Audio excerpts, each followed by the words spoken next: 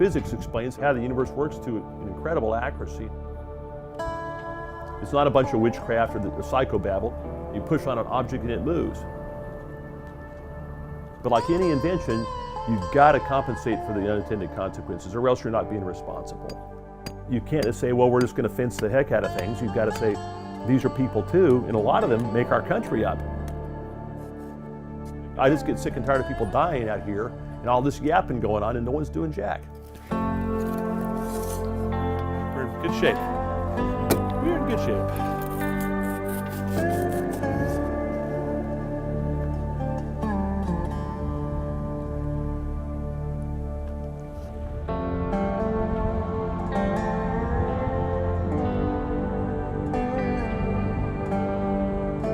Perfect. All good to go. It's a few more to go here. We're not about politics. We don't transport migrants to the north. Our job is real simple. We save their lives. That's it. We save their lives. Okay. Let's get these guys out of here. I started a water station back in 2000, and I've been working at it with my wife, Laurelina, for the last 17 or 18 years. Basically, just a way to save people's lives by putting water out in the desert areas where they ordinarily would be dying. We are a nonprofit. We don't have any affiliation with any religions or any political parties. It's just people from different walks of life coming together, trying to stop heat-related deaths.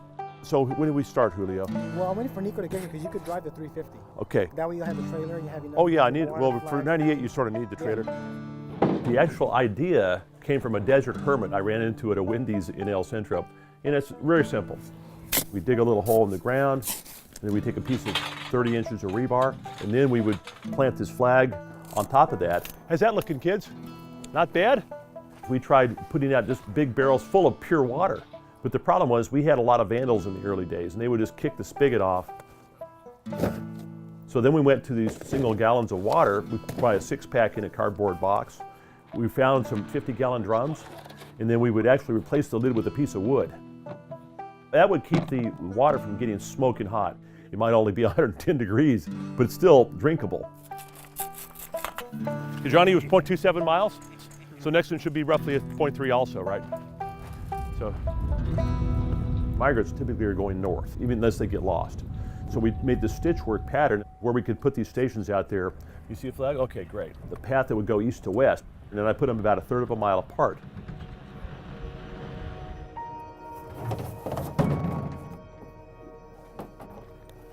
See, Johnny, they're doing a little bit of a drag around this thing. In the day, I would call the BP and ask them to not do that. They're thinking that we're luring them in, but that defeats the purpose. In the heat of the desert in July, it's smoking hot. The air may be only 115, but the ground can get to 150. If you walk for 10 days, you run out of water eventually, you'll dehydrate and then you'll die within a day or two. These are human skeletal remains, and this is not uncommon example of what we might receive. If you've ever seen human remains that have died from dehydration or exposure, the agony that an individual goes through when they die, basically their body cooking, it's pretty gruesome. The ends of the bones are starting to wear and fragment. The U.S.-Mexico border up until the mid to late 80s was open. As a result of some things that were going on in Mexico, the country was in turmoil, and there was a mass exodus from Mexico to the United States. Parts of the economy were crashing, the peso was devalued, massive unemployment right with the signing of NAFTA. And that's when the fences started to go up. We knew there was an issue with the migrants coming across in the San Diego sector. I still think the wall in San Diego was a necessity. But then I started reading about these deaths, and it was indirectly because of Operation Gatekeeper. All Americans are rightly disturbed by the large numbers of illegal aliens entering our country. That's why our administration has moved aggressively to secure our borders more by hiring a record number of new border guards. It was understood that about 80 to 90% of all illegal immigration came through the San Diego-Tijuana corridor. Operation Gatekeeper made it almost impenetrable And there were operation after operation in El Paso, and then in the Arizona area, and also in Texas. There was an understanding that we were going to use the physical harshness of the desert as a deterrent itself. That was policy. That was actually codified policy. It's a pretty good tactic, but it doesn't solve the problem. The migration routes were still coming, they just went further east. And if you know the topography of California, east means desert. And people started to die. And they didn't die 1, 2, or 3 here, they started to die in the hundreds.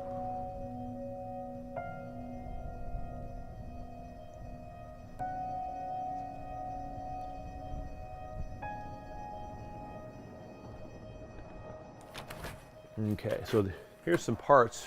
I was pretty much oblivious to any politics and anything else that was going on. I used to be a scientist. This is what's called a burst diaphragm. This goes inside of a gun, and the idea is use this gun to put stuff in outer space. So it's like sort of like Jules Verne. But then I got tired of being theoretical, so I got involved in building stuff because no one else was doing it. I got a map from the Border Patrol where the deaths had occurred, and so they're color coded. And you see all these crosses here. So when I come down here and I started reading the newspapers and saw what was happening, I said, well, they need to fix this. I don't see a sign, but these are people too. Don't let them die. Johnny, you can't find the rebar here. I don't see it, but it's not well marked. You would want these things to be a well-oiled machine, but they're not. And the reason is because there's no money in it. The early days, we installed 340 stations. We maintained them every single week. Now the deaths in our area have come down quite a bit.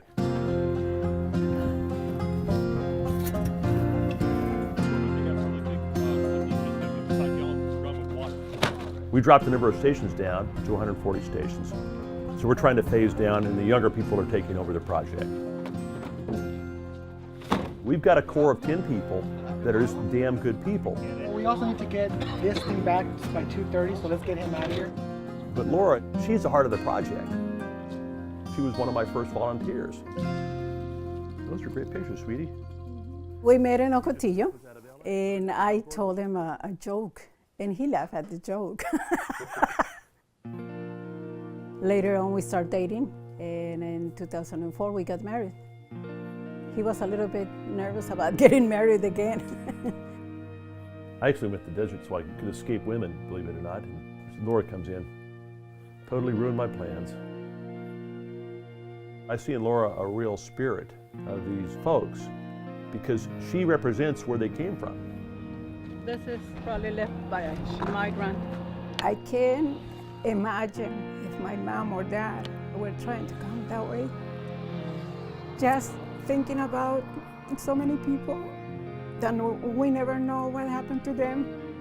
Their relatives don't know what happened to them, and they probably already dead. We are in this earth to help each other, not to hurt each other. Doesn't matter, guys. That's my solution. Here we go. Ready, Johnny? It's called adapt and overcome. You can totally fortify the southern border if you want to, and you will stop the traffic. Okay, Johnny, we'll do it right here, kiddos. But I don't think that's the American way. This is not about immigration. This is about life and death. This is about trying to keep people from dying. And if it's in our hands to do something about it, why not? The idea of putting out water was started by John Hunter and copied across the border. But California had pretty much been sealed off. In Arizona, the operation had to be much bigger. See that water tower right there? There's people walking on it, and those are scouts.